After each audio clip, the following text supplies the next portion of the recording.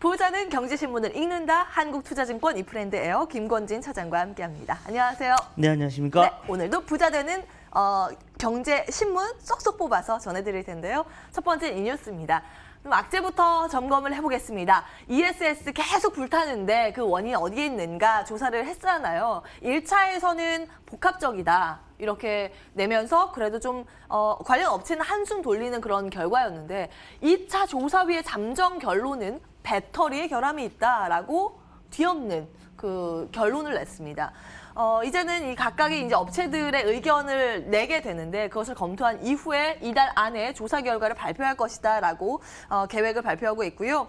만약에 이것이 확정된다면 대책 마련 등의 이 업체들은 관련 비용이 추가적으로 확대될 가능성이 있기 때문에 확실히 부담되는 요소입니다. 지금 2차 관련주 전반적으로 좀 하락세가 깊게 나타나고 있고요. 특히 대형주 위주의 낙폭이 크게 나타나고 있습니다. LG화학이 1.64% 떨어지고 있고요. 삼성 SDI도 오늘 낙폭이 좀 깊게 나오고 있죠. 오늘 외국인 순매도 1위가 삼성 SDI, 2위가 LG화학으로 집계되고 있습니다. 지금 단기 주가 변동성 확대에 대한 분석이 올라오고 있는데요. 어떻게 평가하고 계십니까? 네, 어떻게 보면 뭐 단기적으로는 분명히 악재 맞다라는 거. 그리고 실제 예. 여기 이것 때문에 어떻게 보면 충당금을 조금 더 쌓아야 된다라는 이런 이슈가 나오고 있습니다. 이것 때문에 4분기 숫자 별로 안 좋게 나올 것 같아라는 이런 분위기다라는 겁니다. 최근에 주가, 뭐 2차전지 관련된 주식들 올해 내내 주가 어땠다? 좋지 않았다. 그런데 2020년 내년을 바라보면 이거 괜찮아질 것 같은데? 라는 생각이 더 지배적이다. 어떻게 보면 단기적인 이런 이슈가 있을 때 좀 주가가 출렁거리면 여기서는 잡아라 이런 식의 흐름이 더 맞지 않을까라는 생각을 해봅니다. 조정 시 좀 매수적으로 어떻게 보면 얘기를 해주자. 근데 아직까지 결론을 좀 내줘야 될 것 같은데 아직 결론이 안 나왔다는 것 때문에 여기서 많이 들어가긴 좀 애매하고요. 내가 만약에 한 1000주 정도로 사고 싶다라고 하면 지금 정도에 한 100주 정도, 즉 10분의 1 정도 들어가기 시작하는 것은 괜찮다라는 생각을 하시면 될 것 같고요.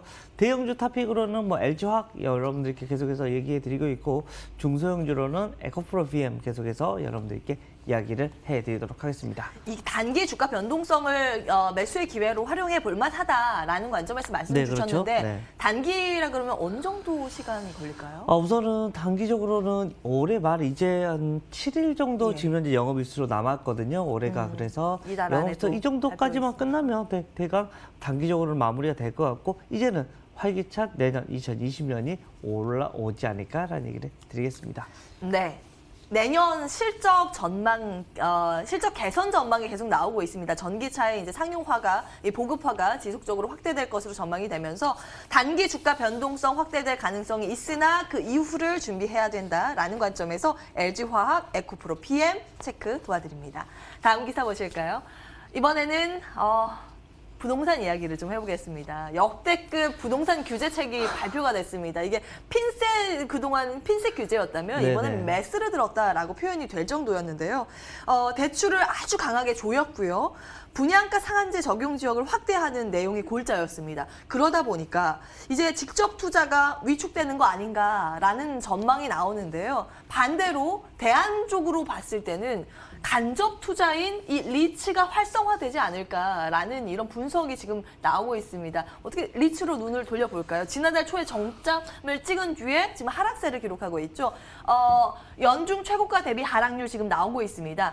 K탑 리츠가 30% 넘게 지금 조정권이고요. 신한 알파 리츠가 17.5%가량의 조정. 이리치 코크랩도 14% 고점 대비 좀 눌려있는 그런 모습입니다. 어떻게 보세요? 저는 리츠도 어떻게 보면 부동산하고 거의 뭐 비슷하게 생각을 해야 된다라는 생각을 해봅니다. 여기서도 제가 얘기해 드렸죠.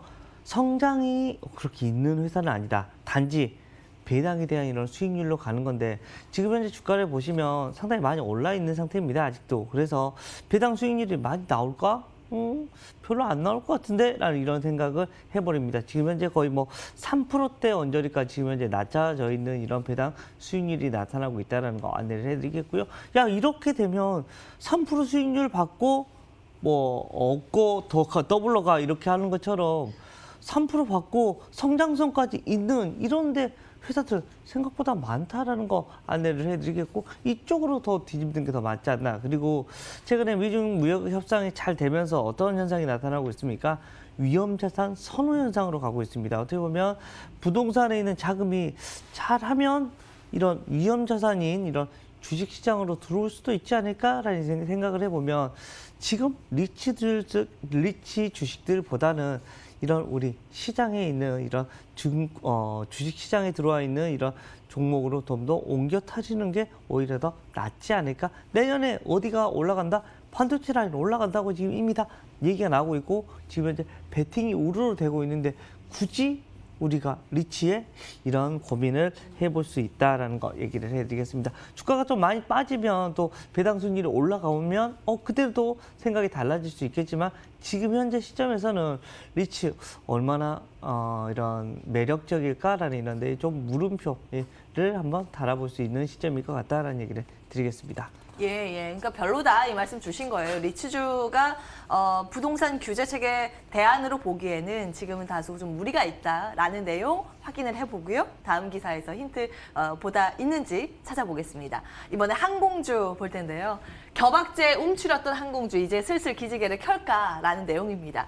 그동안 세계 경제 둔화된 실질 경기 지표가 그렇게 나왔기 때문에 그 영향과 일본과의 무역 갈등 등의 악재로 굉장히 힘들었습니다. 그런데 지금 미중 1단계 무역 합의가 되면서 글로벌 경기가 살아날 것이다 라는 쪽에 만약에 포커스가 맞춰진다면 자연스럽게 화물 물동량이 증가될 것이다 라는 기대감이고요. 지금 주요 업종별 영업이익 전망치가 나오고 있습니다. 지금 항공운수가 올해는 마이너스 810억이었는데 내년에는 6,115억 원으로 점쳐지고 있습니다. 이제 좀 나아질 것이다 라는 관점이고요.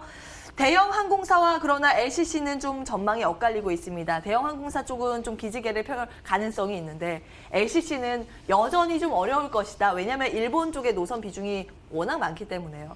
여기에다가 아시아나가 에어부산과 공동 운항하고 있는 국내선 운임 인상 소식도 좀 전해지고 있습니다. 지금 나오고 있습니다만 지금 매각이 진행 중인 아시아나 항공이요. 내년 1월부터 에어부산과 공동 운항하고 있는 국내선 운임을 인상하기로 했는데 평균 3.8%라고 전해지고 있습니다. 이것은 또 어떤 영향력을 가지게 될까? 전반적인 내용 짚어주신다면요. 네, 그렇습니다. 올해 정말 힘들었던 항공주입니다. 실제 가장 크게 어떻게 보면 이런 우리 사람이 열심히 가서 올라가는 이런 얘기 그리고 화물을 열심히 날려서 수익을 내는 이런 두 가지 라인이라고 생각을 하시면 되는데 화물은 경기가 좋지 않으면 화물로 굳이 누가 많이 움직여주지 않는다라는 거 여러분들 잘 아실 거다. 근데 최근 들어서 좀 미중 간의 무역 협상이 좀 잘 되면서 이렇게 되면 경기가 조금씩 좋아지고 있는 거 아니야?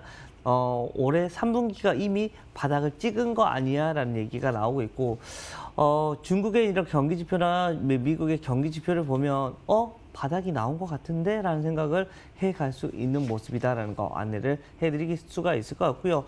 유럽도 마찬가지로 상당히 긍정적입니다. 중국하고 가장 많이 연관이 되어 있는 데가 바로 이, 유럽 쪽인데, 유럽 쪽이 기지개가 펴지고 있고, 그렇게 되면 중국 쪽 당연히 좋고, 우리나라, 바로 이 중국하고 가장 많이 엮여 있는 우리나라 같은 경우도 당연히 좋아질 수 있을 것이다. 세계 경기가 좋아진다는 것은 항공주들한테는 된다, 갈 수 있겠구나라고 생각을 할 수 있을 것 같고요.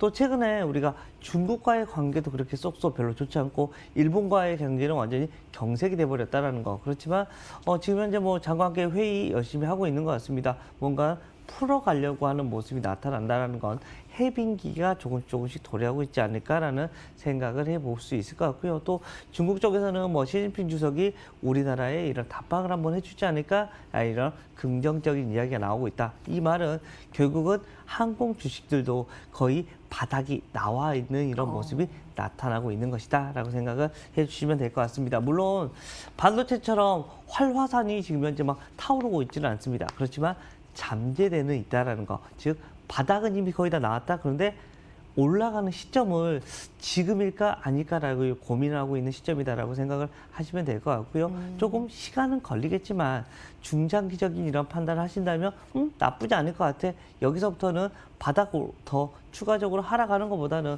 오히려 상승하는 이런 여력이 조금 더 강해지지 않을까라는 이런 긍정적인 생각을 해보셔도 될 것 같고요. 뭐 탑픽으로는 여전히 뭐 대한항공 얘기를 해드리도록 하겠습니다. 예.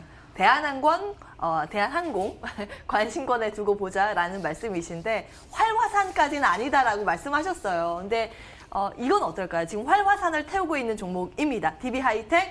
저희가 부자경제에서 지난 11월 11일에 다뤘었고 김건진 차장께서도 더 간다, 무조건 고다 이 말씀 주셨거든요. 그리고 나서 한 45% 뛰었나 봐요. 오늘 좀 조정을 받고 있어서 한번 점검을 해보려고 합니다. 부자들은 경제신문을 읽는다에서 발굴한 스타 종목이지 않을까 싶은데요. 내년 최대 실적 호평 속에서 어제까지 9거래일 연속 랠리였고 오늘 개장 초에 상승 출발에 성공을 했습니다. 이후에 조금 매도 물량이 출회되면서 지금 눌림목을 형성하고 있고요. 내용은 이렇습니다. 8인치 파운드리 수요가 증가되면서 3분기에 일단은 최대 실적 발표했고요. 이게 더 좋아질 것이다라는 관점이 나오고 있습니다. 내년에 매출 8천억 원 이상 전망이 되고 있고 영업이익 1,900억 원 예측이 되고 있습니다. 신한금융투자에서 오늘 리포트를 냈고요. 목표 주가를 전부 다 31.8%나 상향 조정을 했더라고요. 뭐 이것은 기존에 제시했던 목표 주가보다 지금 주가 상황이 너무나 이격이 발생하고 잘 가기 때문에 목표 주가 상향 조정을 한 것으로 풀이가 되고 있습니다. 지금 TSMC 등의 선두업체 수주 호조가 나오면서 그 낙수 효과가 기대된다라는 기사가 계속 올라오고 있고요. 주가 연초 대비했을 때 140% 이상의 급등 양상 전개하고 있습니다. 오늘 좀 눌림 받고 있는데요. 이럴 때 다시 따라잡아야 되는 건지 아니면 조금 쉬었다 갈까요? 자, 우선은 계속해서 간다라는 이런 말은 맞는 것 같습니다. 여전히 가고 있는 말이다라고 생각을 하시면 될 것 같고요. 자, 그럼 여기서부터가 가장 중요하다. 야, 그럼 지금 잡아도 돼? 라고 하면 어떻게 해야 되나? 5일선 매매 그냥 하신다고 생각하시면 됩니다. 잡는 건 오케이. 그렇지만 많이 올라갔기 때문에 혹시나 여기가 고점일 수는 있습니다. 물론 지금 여태야의 이런 전망산업이나 모든 게 긍정적으로 움직여지고 있습니다. 비메모리 쪽에 어떻게 보면 파운드리 사업은 더 많아지고 있습니다. 이쪽의 라인들 더 많아지고 수요도 많아지고 있고요.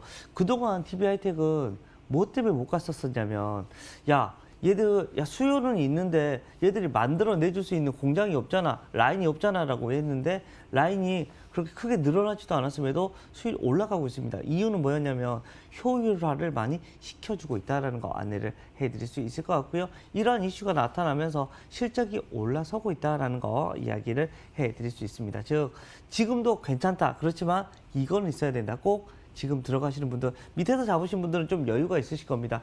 여유가 있으신 분들은 나 5일선 깨지기 전까지는 가져가 볼래 라는 이런 식의 흐름으로 가야 된다. 근데 지금 들어가시는 분들은 5일선이 아니라 나만의 어떻게 보면 손절, 나는 내가 잡은 가격에서 몇 프로 이상이 하락을 해버리면 과감히 자를 수 있어. 이런 분들은 계속해서 고싱을 외쳐드릴 수가 있을 것 같다라는 거. 이 투트랙 전략으로 여러분들이 가셔야 될 것 같다라는 얘기를 드리겠습니다. 예.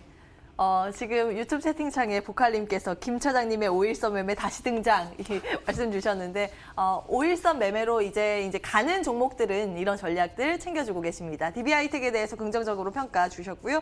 파운드리라는 반도체 설계 쪽인데 네네. 반도체 장비 쪽에서 탑픽은 원익 IPS 그동안 지속적으로 말씀 주셨잖아요. 흐름 굉장히 좋았고요.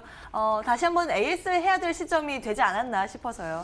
자, 원익 IPS 지금 정고점 뚫었습니다. 이제 예. 다시 한번 뚫고 날아갈 수 있을 것 같다라는 이런 생각을 하고 있고요. 전방 산업이 워낙 좋습니다. 반도체랑 OLED 라인에 이런 장비를 넣는 업체이기 때문에 지금 현재 이쪽 라인들 안 좋을 수가 없다라는 거 안내를 해드릴 수 있을 것 같고요. 주가의 흐름 여전히 좀 긍정적이다. 오늘은 이쪽 라인들이 다 조정을 받고 있기 때문에 살짝 음봉이 나오고 있지만 여전히 이쪽 라인들 강해질 수밖에 없고요.